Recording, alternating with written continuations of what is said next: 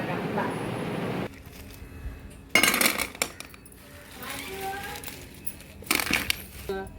dia tu air selesai.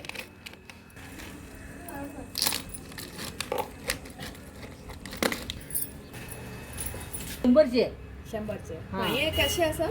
ये बरेसा.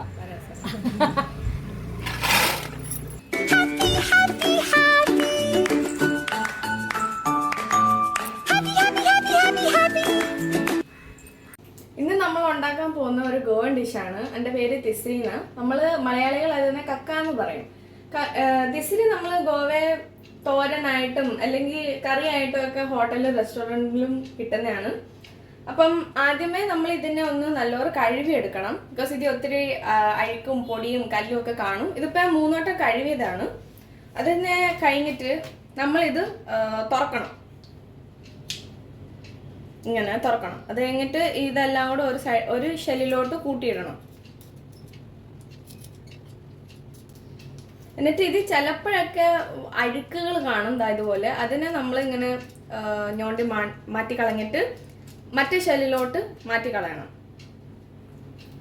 നല്ല ഇതുപോലത്തെ അഴുക്കായിരിക്കും. അത് കഴിഞ്ഞിട്ട് നമ്മൾ അത് മാറ്റി വെക്കണം. എന്നിട്ട് ഇത് നമ്മൾ ക്ലീൻ ചെയ്തതെല്ലാം വേറൊരു പാത്രത്തിലോട്ട് വൃത്തിയാക്കി മാറ്റി വെക്കണം.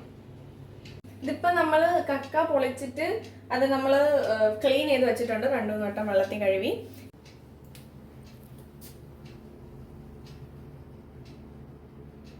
ഇനി നമ്മൾ ഈ കക്ക പൊളിച്ചത് നമ്മൾ 2-3 വട്ടം വെള്ളത്തിൽ കഴുകി വൃത്തിയാക്കിയിട്ടുണ്ട്.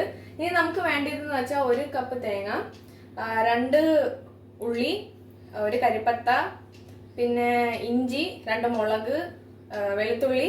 എന്നിട്ട് ഇത് നമ്മൾ മലയാളികൾ പുളി യൂസ് ചെയ്യുന്നതിന്റെ പകരമായിട്ട് ഇവിടെ ഗോവൻസ് യൂസ് ചെയ്യുന്നതാണ്. ഇത് കൊക്കം എന്നാ പറയുന്നത്. ഇതൊരു ഫ്രൂട്ടാണ്. അതിൽ നിന്ന് നമുക്ക് കിട്ടുന്നതാണ്. ഇതുകൊണ്ട് നമുക്ക് ജ്യൂസ് ഒക്കെ ഉണ്ടാക്കാൻ പറ്റും. അതിന്റെ ഒരു വീഡിയോ പിന്നെ ഇടാം. പിന്നെ നമുക്ക് കുറച്ച് മസാലകൾ വേണം. നമുക്ക് 1/2 സ്പൂണ് മഞ്ഞൾപ്പൊടി, പിന്നെ 1 സ്പൂണ് മുളക് പൊടി, 1/2 സ്പൂണ് മഞ്ഞൾപ്പൊടി, മല്ലിപ്പൊടി, പിന്നെ 1/2 സ്പൂണ് ഗരം മസാലയും വേണം.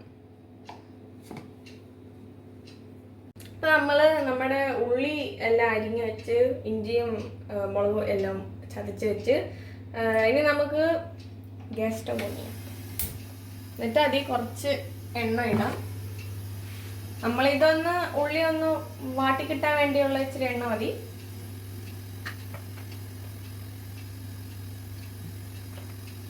ഇനി നമുക്കിത് ഇഞ്ചിയും വെളുത്തുള്ളിയും മുളകും കൂടെ ഇതിലോട്ട് ഇടാം.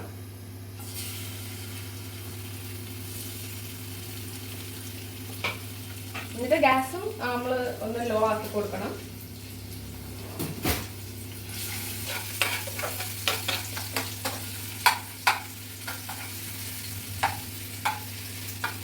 ഇനി നമുക്ക് ഇതിനകത്ത് നമ്മുടെ അരിഞ്ഞ ഉള്ളി ഇതിനകത്തോട്ടിടാം.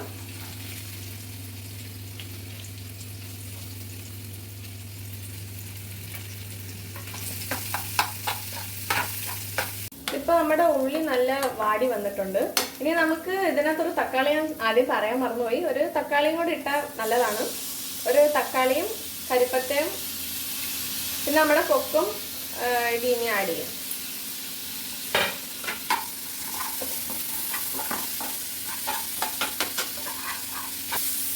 ഇനി നമുക്കിത് നമ്മൾ ആദ്യം എടുത്ത് തേങ്ങ ഇട്ട് കൊടുക്കാം.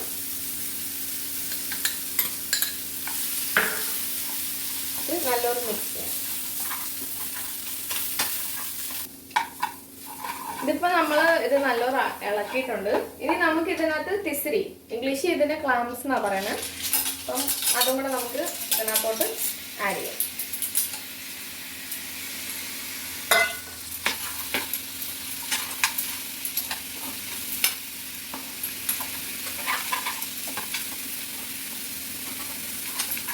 ഇനി നമുക്ക് നമ്മൾ ആദ്യം എടുത്ത എല്ലാ പൊടികളും ഇതിനകത്ത് ഇടാം.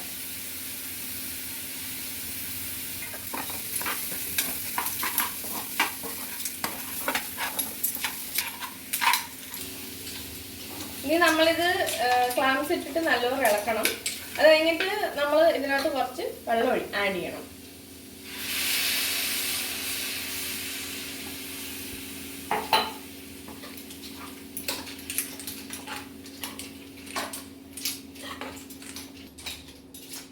ഇതൊരു ഡ്രൈ ഡിഷ് ആയിക്കൊണ്ട് നമ്മൾ ഇച്ചിരി വെള്ളം ഇതിനകത്ത് ഇടും.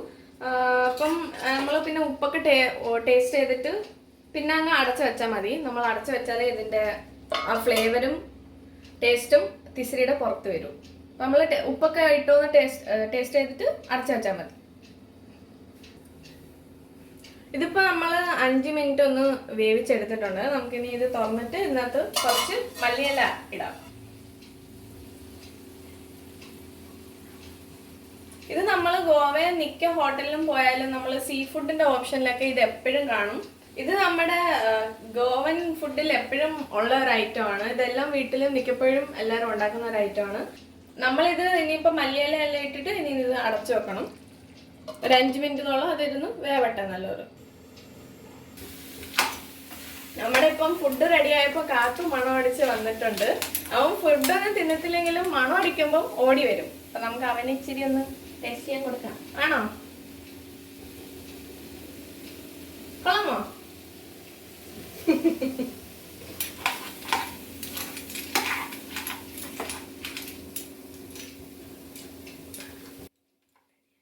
ഇതിപ്പോ നമ്മുടെ ഫുഡ് എല്ലാം നല്ല റെഡി ആയിട്ടുണ്ട്. നമുക്ക് ഇതിൽ നിന്ന് ഒരു പീസ് തിന്ന് നോക്കാം.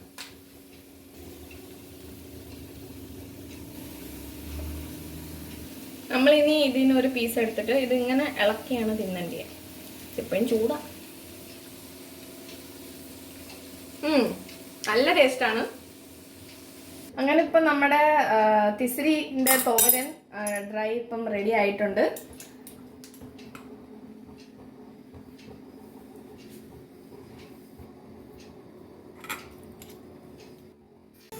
അപ്പൊ നമ്മൾ ഇന്നത്തെ വീഡിയോ ഇവിടെ അവസാനിക്കുകയാണ്. നമ്മൾ നല്ല തിസരി കറി ഉണ്ടാക്കാൻ പഠിച്ച്.